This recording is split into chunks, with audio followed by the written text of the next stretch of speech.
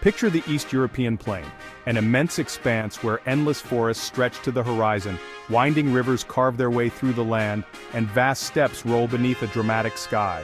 This is a landscape both beautiful and formidable, shaped by the forces of nature over countless centuries.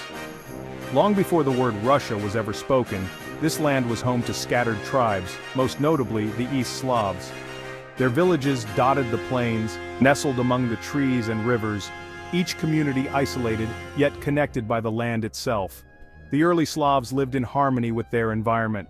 Along riverbanks they farmed the fertile soil, hunted wild game in the dense forests, and gathered what the land provided. Their days were guided by the changing seasons, and their nights filled with rituals honoring pagan gods, seeking protection and prosperity from the spirits of nature. The great rivers, Dnieper, Volga, and Don, were more than just waterways. They were ancient highways, lifelines that connected the north to the Black and Caspian seas. These rivers opened the land to trade, migration, and the exchange of ideas, making them vital arteries in the heart of the continent. Yet life here was never easy. Vulnerable to raids from nomadic tribes like the Khazars, the Slavs built sturdy wooden forts for protection. Clan loyalty and close-knit communities became essential for survival as families banded together to defend their homes and way of life. Despite their fragmentation, a shared language and culture began to unite these scattered peoples. Around fires, stories and traditions were passed down, forging a sense of identity that would endure through the ages. The rivers brought opportunity as well as danger. Furs, honey, and wax, prized goods from the forests, traveled south to the wealthy markets of the Byzantine Empire and east to the distant Arab world. Trade brought new wealth and new ideas, slowly transforming the region. This promise of riches drew outsiders, fierce warriors from the north known as the Varangians or Vikings. Their longboats appeared on the misty rivers, bringing both fear and fascination to the Slavic tribes. These newcomers would soon change everything. The arrival of these powerful outsiders set in motion a transformation. Tribal leaders began to forge alliances, and the scattered settlements started to unite, laying the foundations for a powerful new state that would one day become Russia. The land itself seemed to anticipate change, as if holding its breath for the dawn of a new era. The forests, rivers, and steppes stood ready for a new chapter in their long history. And so, as the sun broke through the clouds over the endless plain, history was about to be rewritten, ushering in the birth of a nation that would shape the world. From Scandinavia came the Varangians, Vikings, seeking trade, not just plunder. They navigated the rivers, establishing the vital route from the Baltic to Constantinople. According to legend, the Slavic tribes, weary of chaos, invited the Varangians to rule. Rurik, a Varangian chieftain, accepted and founded his dynasty in Novgorod. The Norse rulers blended with the Slavs, creating a unique hybrid culture. Rurik's successor Oleg moved the capital to Kiev, uniting the tribes and founding Kievan Rus. This new federation controlled the river routes and projected power across the plains. The age of scattered clans ended, the age of princes began. Kievan Rus was born, a state forged by both sword and trade. Its legacy would echo for centuries. The stage was set for a new civilization, and its story was just beginning. As Kievan Rus grew, its rulers looked south to the Byzantine Empire, wealthy, sophisticated, and Christian. Prince Vladimir the Great saw the need for a unifying faith.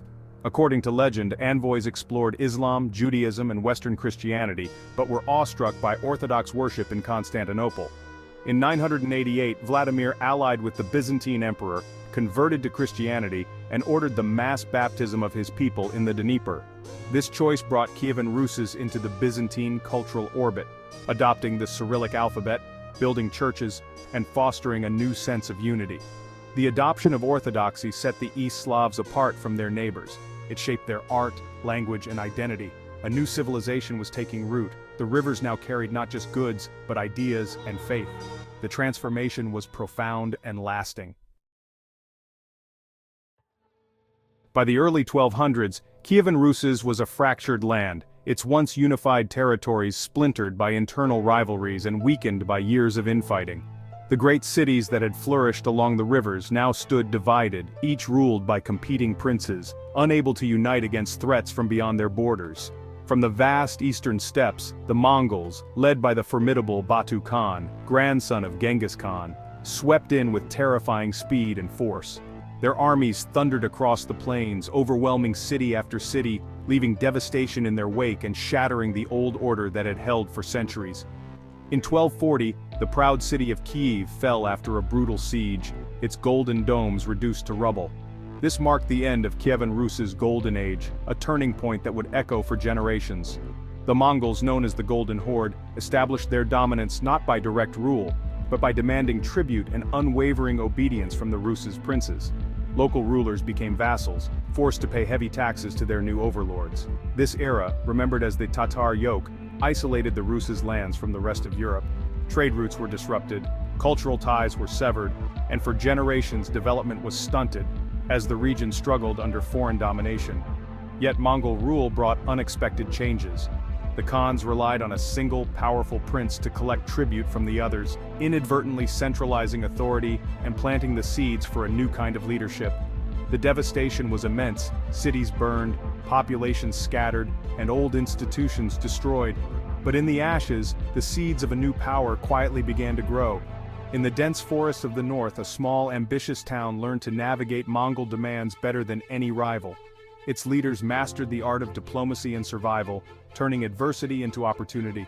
Gradually, the center of gravity in Rus's shifted northward, away from the devastated southern cities, toward new centers of power and hope. Out of ruin and hardship, a new contender was rising, one that would eventually challenge the Mongols themselves and reshape the future of Russia. The Mongol shadow loomed long over the land, but even the mightiest empires do not last forever. Change was stirring beneath the surface. The story of Russia was far from over. A new dawn was breaking over the forests and rivers, promising renewal and transformation. From the deep forests of the north, change was coming. And in the heart of these woods, the small settlement of Moscow was ready to seize its moment and shape the destiny of a nation. In the shadow of the Golden Horde, Moscow began its ascent. Protected by forests and rivers, its princes proved shrewd and loyal to the Mongols, gaining wealth and influence as tribute collectors. Ivan I, the money bag, secured the title of Grand Prince and made Moscow the spiritual center by bringing the Orthodox Church's leader to the city. This fusion of political and religious power gave Moscow unique legitimacy. As the horde weakened, Moscow's princes grew bolder. In 1380, Dmitry Donskoy led a united Rus's army to victory at Kulikovo, shattering the myth of Mongol invincibility. Moscow emerged as the leader of a national movement. The dream of liberation was alive. The city's rise was unstoppable. The age of Moscow had begun. A new Russia was taking shape. Ivan the Great broke the Mongol yoke, refusing tribute and facing down the horde at the Ugyra River. With independence secured, he united northern Rus's lands and embraced a new ideology. Moscow as the third Rome, heir to Byzantium. This vision gave Russia a sense of imperial destiny. Ivan's grandson, Ivan the Terrible, was crowned the first Tsar, expanding the state into a multi-ethnic empire. Early reforms modernized law and the army, but his later years were marked by terror and autocracy. The Oprichnina crushed the old nobility and established absolute rule. The foundations of the Russian Empire were laid in blood and ambition. The Tsar became an all-powerful sovereign. Russia was now an empire, vast, diverse, and formidable. The legacy of autocracy would shape its future. The age of the Tsars had truly begun. The empire's reach would only grow, and its ambitions were boundless. After turmoil, Peter the Great transformed Russia, determined to modernize and compete with the West. He traveled Europe in disguise, learning shipbuilding and military science firsthand. Back home, he reformed government, forced Western customs on the nobility, and built a modern army and navy. His crowning achievement, founding St. Petersburg, Russia's window to the West. Decades later, Catherine the Great continued his legacy, promoting Enlightenment ideals, reforming law, and expanding the empire. She secured a Black Sea port and participated in the partitions of Poland, vastly enlarging Russian territory. Under Peter and Catherine, Russia became a European power, culturally vibrant, militarily formidable, and territorially immense.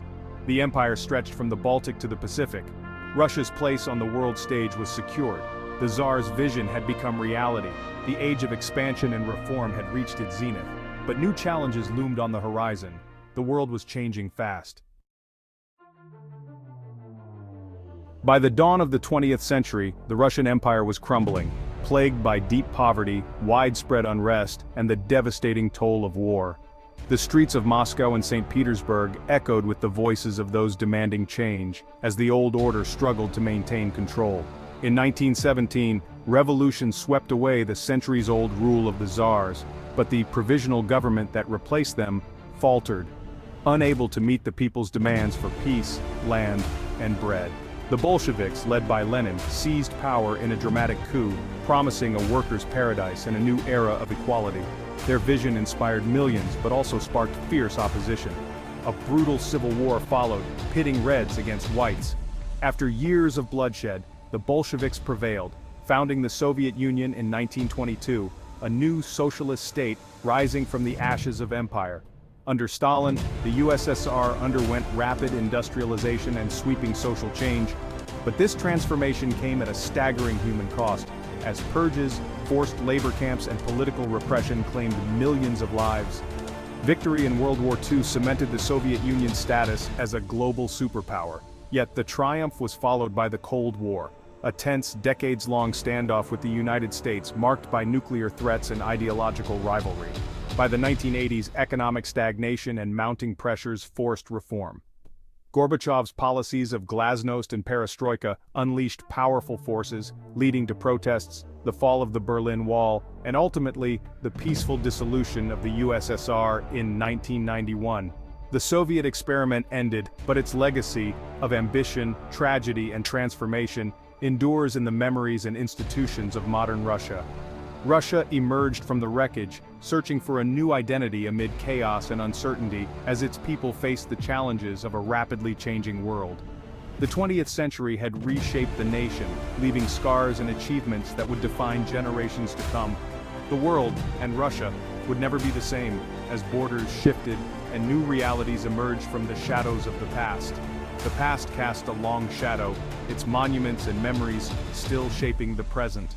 And as the sun set on the Soviet century, the future remained uncertain, its next chapter yet to be written. The collapse of the Soviet Union marked a new era, one of uncertainty, transition, and reinvention. Russia grappled with the legacy of two fallen empires, seeking its place in a changed world. The belief in a strong state, the Third Rome ideology, and the memory of past invasions still shape its identity and strategy. Vastness remains both a blessing and a challenge, defining Russia's power and its anxieties. From Slavic tribes to czars, from revolution to superpower, Russia's story is one of resilience and transformation. Its history is a living force, shaping its people and its destiny.